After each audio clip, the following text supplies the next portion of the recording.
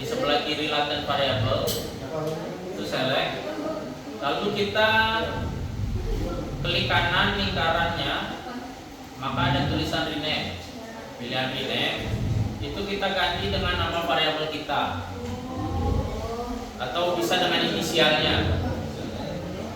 Variabelnya ini contoh aja untuk latihan ya. Kita lihat lagi file yang saya kirim tadi dalam bentuk Excel.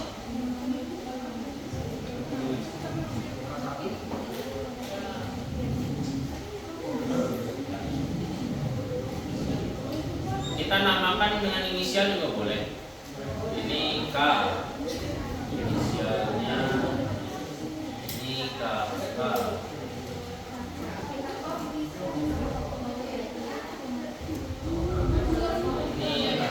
Ini KG.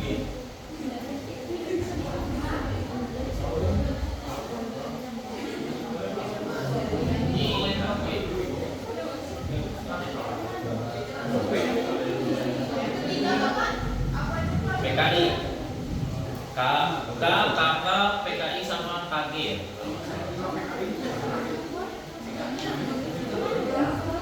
Lihatnya di inisial di file Excelnya. Ini kan di sini. Sini kan. Inisial indikatornya.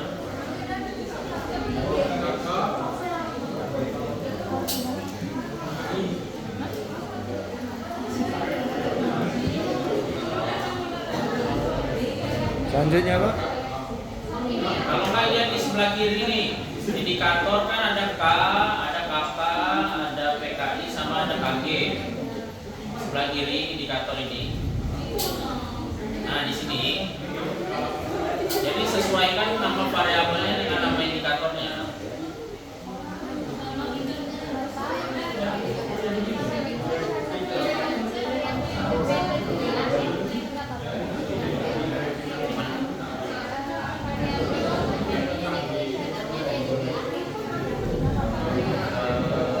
Takutnya nanti balik-balik ya, sesuai urutan aja. Kalau modelnya kayak gini berarti begini nih dulu, baru ini yang terakhir itu kayak beda. Bukan yang beratnya kayak gini, tapi nanti yang lebar. Oke, kalau sudah, selanjutnya adalah memasukkan indikatornya ya.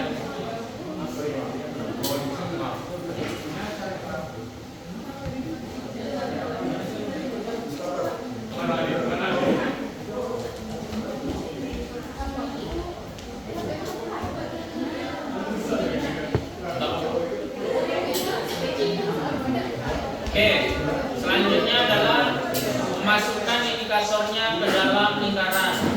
Indikatornya ada di sebelah kiri.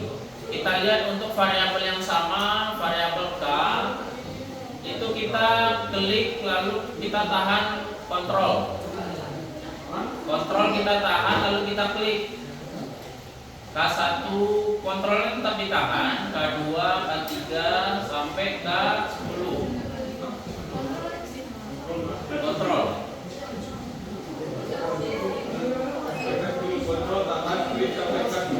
Kontrol ditahan terus kontrol lalu diklik satu-satu sampai K10 indikatornya. Ya sampai dia keblok. Kalau sudah nanti di-drag ke variabel K. Di-drag ke variabel K. Dia nanti akan jadi kayak gini.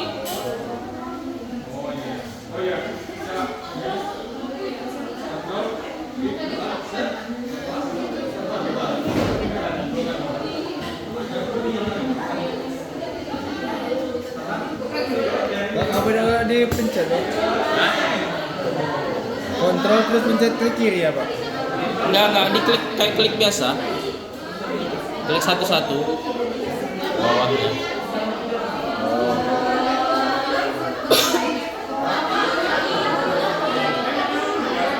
Setelah itu diapain Pak? Pokoknya simpan di dalam variabel K. Hah? Kenapa?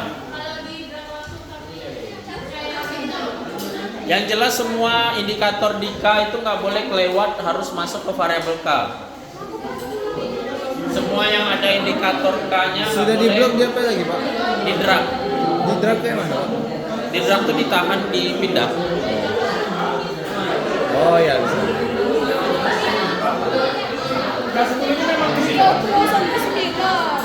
Nggak ada Iya, anjir.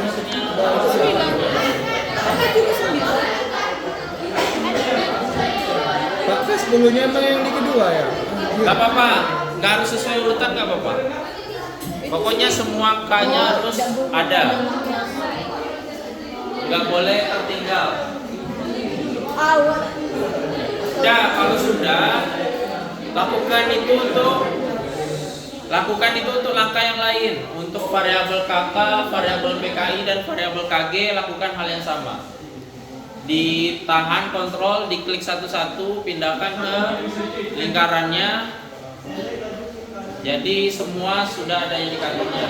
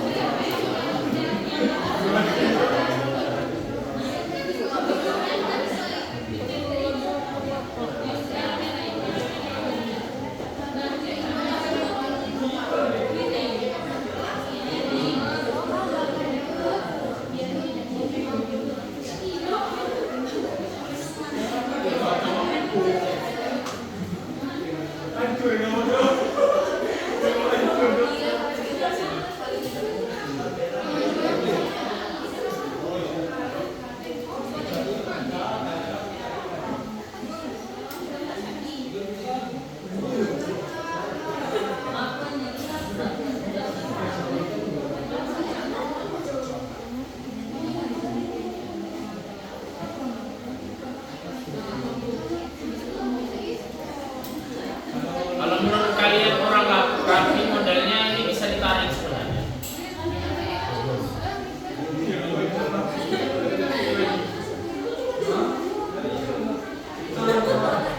Diklik aja, ditahan, dipindahkan.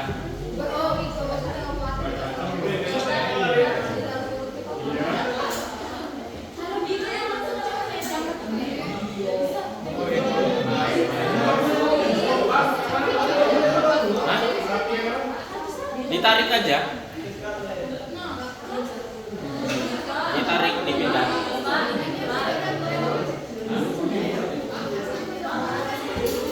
Nggak apa-apa. Asalkan semuanya masuk.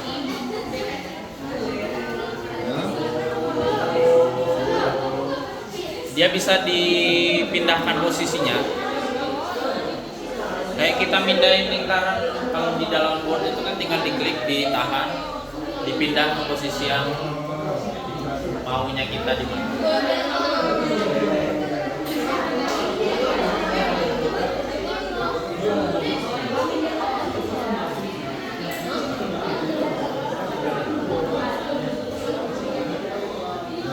Oke. Udah.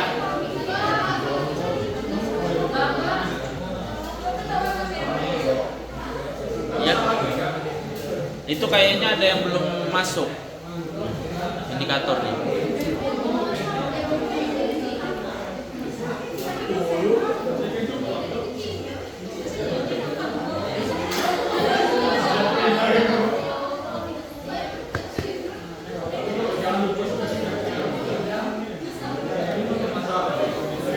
Oke, kalau kalian mau merapikan lagi modelnya, di sebelah kanan ini ada align. Ada align di sebelah kanan ini untuk merapikan. Misalnya yang ini, kita klik dulu, dia mau ke kanan, dia akan pindah. Ini bisa kita pindah ke bawah misalnya. Yang ini kita bisa pindah atau ke sini.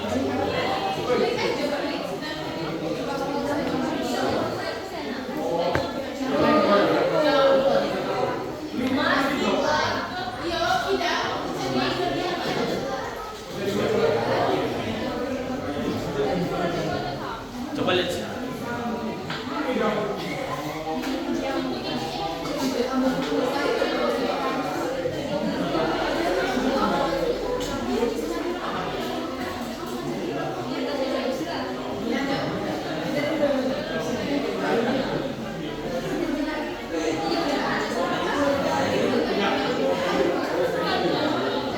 Ini kayaknya salah yang di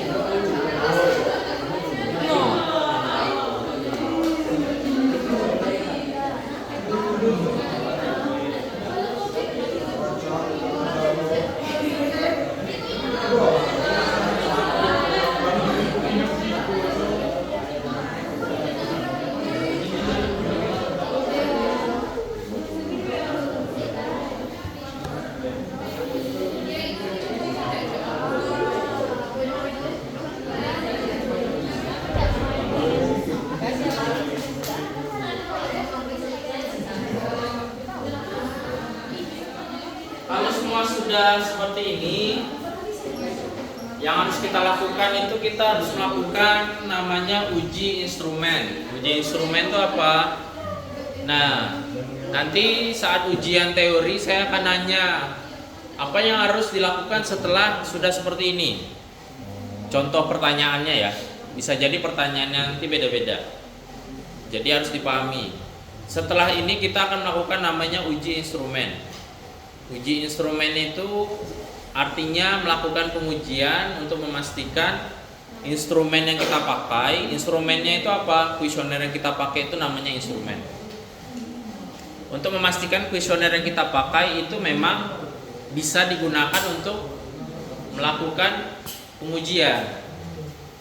Karena kalau kuesionernya tidak bagus, pengujiannya tidak bisa dilakukan. Maksudnya tidak bagus, contohnya kuesionernya diisi asal-asalan. Kuesionernya misalnya orang yang mengisi itu 3 semua gitu kan. Itu kan dia asal.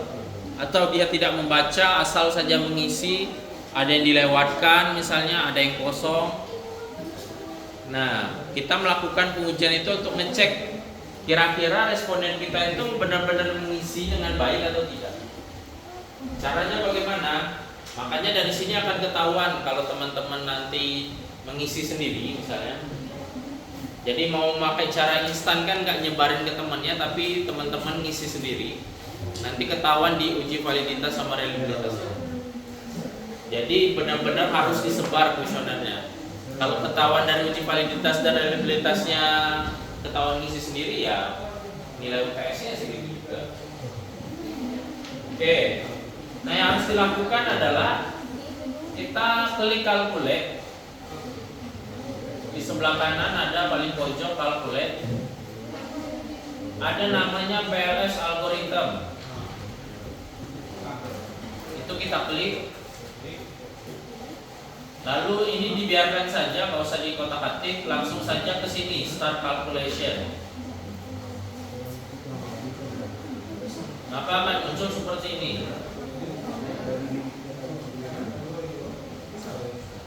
Oke. Nanti kita cari di bawah sini di final result, kita cari namanya autoloadings. Namanya autoloadings. Nah, autoloadings. Nah, nanti mungkin saya akan nanya autoloadings itu gunanya untuk apa? Untuk melakukan uji validitas. Jadi dengan uji ya. Apanya?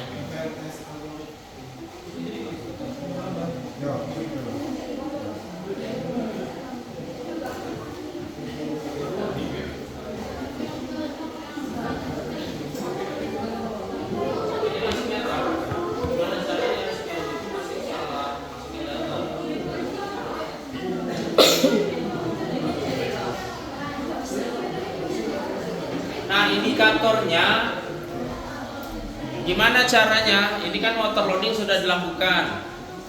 Nah, mungkin saya akan bertanya, gimana cara membacanya? Cara membacanya adalah dia ini kan melihatnya per indikator. Indikator itu dikatakan valid jika dia lebih besar dari 0,7. Saya ulangi, indikator itu dikatakan valid ketika nilainya di atas 0,7. Kalau mau gampang sebenarnya lihat yang hijau atau yang merah. Yang hijau itu artinya valid, yang merah artinya tidak valid. Tapi saya nggak akan nanya itu, dan saya nggak mau kalian jawabnya berdasarkan warna. Tapi kalian harus menjawab ketika saya tanya, dari mana tahunya indikator ini valid? Karena nilai overloadingsnya itu lebih besar dari 0,7. Jangan menjawab karena nilainya hijau. Saya nggak nerima jawabannya. Karena bukan masalah hijau atau merah. Kalau di aplikasi lain mungkin warnanya beda. Yang harus dilihat tuh angkanya. Maka kita lihat ada indikator yang merah atau dia kurang dari 0,7. Contoh seperti di indikator KG 1, di indikator KK 1, di indikator KK 3 itu merah, lalu PKI 9 itu merah. Kalau sudah seperti ini, apa yang harus kita lakukan? Kita harus membuang indikator yang merah itu. Jadi kalau ternyata, jadi ini berkaitan dengan indikator itu kan dari pertanyaan. Jadi kalau pertanyaannya sedikit, kemungkinan untuk merah itu semakin besar sebenarnya. Maksudnya dalam artian kenapa? Karena cadangannya sedikit. Maksudnya gini, kalau dia merah, mau nggak mau harus kita hapus. Kalau misalnya kita cuma ada pertanyaan 5, atau katakanlah 3 lah yang sedikit ya, lalu dia tidak valid semua, gimana? Solusinya adalah mengambil data ulang. Mau nggak mau. Jadi gimana nih Pak nanti untuk UTS kalau ternyata takut banyak data saya nggak valid? Kan sekarang saya udah ajarkan. Nanti teman-teman kalau sudah punya data, teman-teman coba dulu di rumah. Kalau ternyata datanya banyak merah, apalagi ya ternyata semuanya merah misalnya, ya mau nggak mau datanya harus dirubah. Jadi dicoba dulu di rumah sebelum kita UTS. Oke, sekarang kita tandain yang merah itu dan harus kita hapus. Kalau indikator kita banyak, kita aman sebenarnya, cadangannya masih banyak. Kalau misalnya 3 yang nggak valid 3, ya mau nggak mau ya cari lagi. 1 itu sebenarnya masih dikatakan jelek karena cuman maksudnya gini. Kalau untuk hasilnya takutnya ke hipotesisnya nanti jelek. Sebenarnya bagusnya itu minimal sebenarnya 3 yang valid. Kalau di bawah 3 itu hasilnya saya ragukan jelek. Jadi pastikan dari setiap variabel itu indikatornya minimal 3 yang valid. Dari setiap indikator, bukan dari seluruh keseluruhan, bukan. Minimal 3.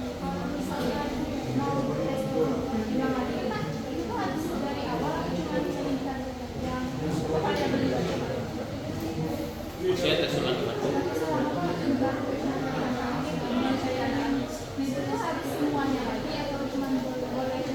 Yang diganti itu yang merahnya. Kalau mau kita mau ganti pertanyaan nih, yang diganti pertanyaan atau kita ngambil data ulang itu yang merahnya. Yang hijau jangan dikotak-atik lagi.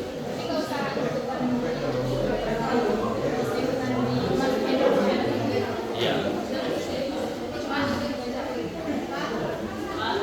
Ya.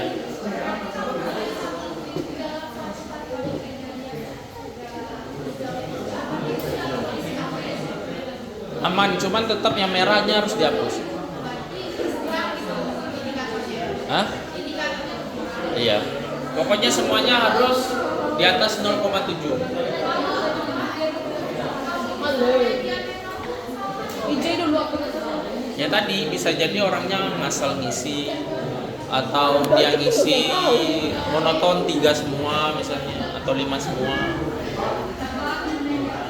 Gitu. Gimana?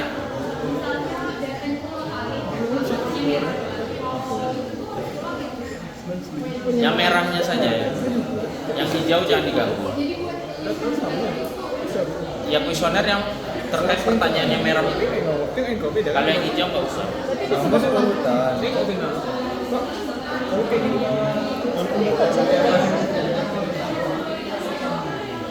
gimana?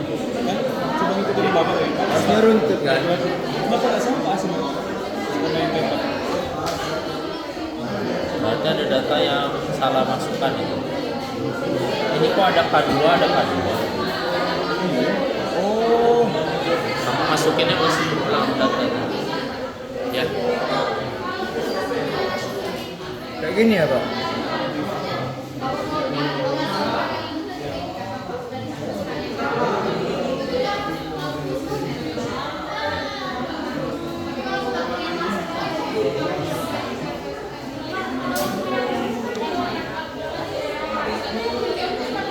KG1, KK1, KK3, PKI 9. Contoh misalnya KK1 dan KK3 kita mau hapus. Kita cari di sini yang mana yang KK1 sama KK3. Di sini kan.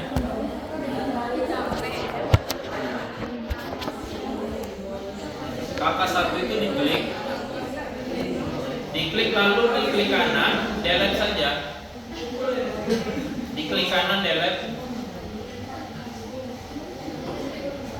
KK1 sama KK3 tadi. Delete. Lalu tadi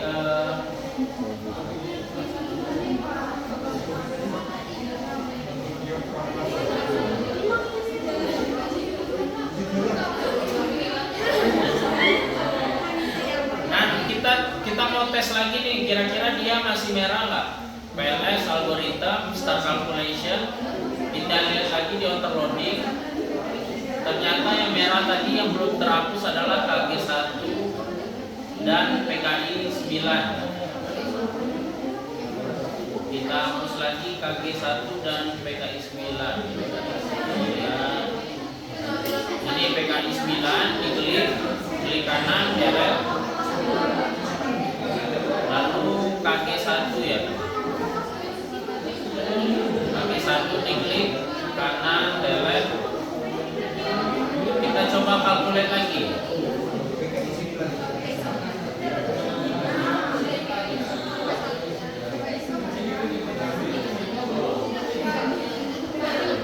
Nah, ternyata ada merah baru di sini. Kenapa merah baru ini muncul? Tadi kan K3 itu nggak merah, kok sekarang merah? Kenapa? Karena ternyata ketika ada yang merah kita lumayan banyak lalu kita hapus, konsekuensinya terkadang ada nilai yang dia itu sudah bagus, karena dia ada yang dihapus, bebannya itu dipindah ke yang hijau tadi, sehingga dia awalnya hijau jadi merah. Makanya tadi kenapa saya bilang indikator kita itu harus banyak, karena kita mau nggak mau harus bisa memastikan semuanya hijau. Nah, ternyata ada K3 merah, terpaksa K3 ini harus kita hapus juga.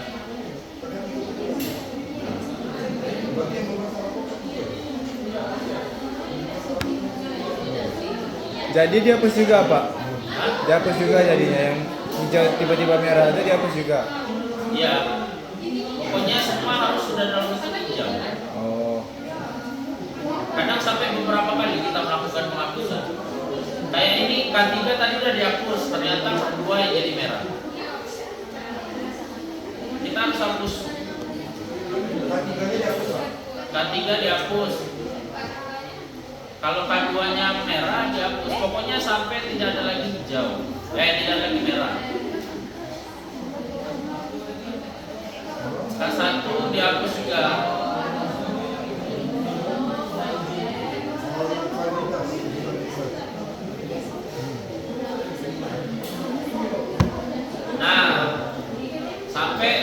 hijau kayak gini, hijau semua kan, di atas 0,7. Tadi karena banyak dihapus, ada yang awalnya hijau jadi merah. Itu harus terus dihapus, pokoknya sampai semuanya hijau.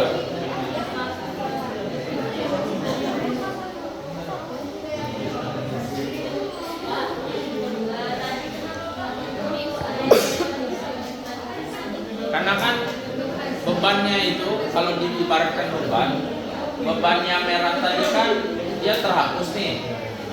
Sebenarnya meskipun dia terhapus tapi nilainya kan kebagi lagi ke yang lain yang tak hapus.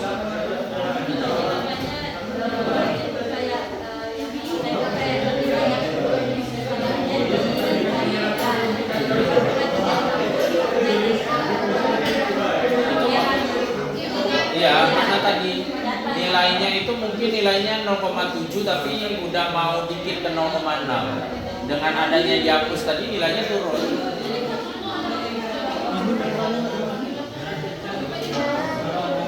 Ini kayaknya ada yang salah.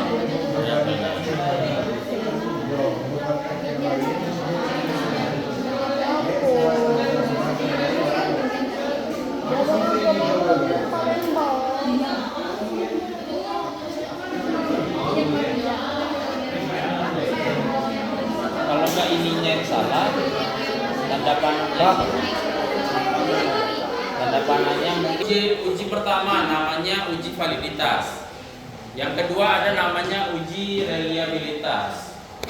Bedanya apa? Kalau validitas itu bicara per indikator. Kalau reliabilitas itu bicara secara keseluruhan. Validitas secara keseluruhan itu namanya reliabilitas. Atau bahasa lainnya konsisten. Kalau valid itu kalau valid itu benar artinya atau dapat dipercaya. Kalau reliable itu secara konsisten benar atau secara konsisten bisa dipercaya. Oke.